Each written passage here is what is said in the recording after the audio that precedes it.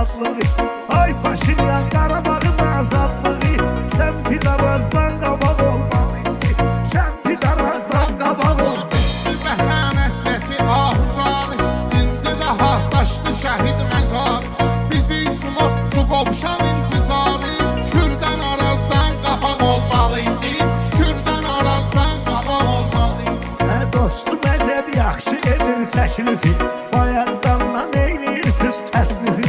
Repertuarda Xudayar təsnifi, Bayatı Şirazdan qabaq olmalıydı. Bayatı Şirazdan qabaq olmalıydı.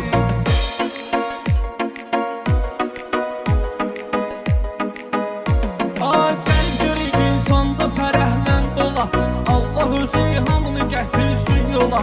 Çoxsu çörək pulunu qoyur futbola, alət topazdan qabaq olmalıydı.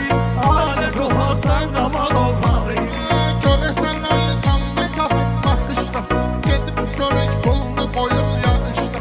Sonra da partımızdan deyir bağışla, yaxşısı fazdan qabaq olmalıydı. Yaxşısı fazdan qabaq olmalıydı. Rauf deyir bir belə söz etdiyin, qədim yanıdır ona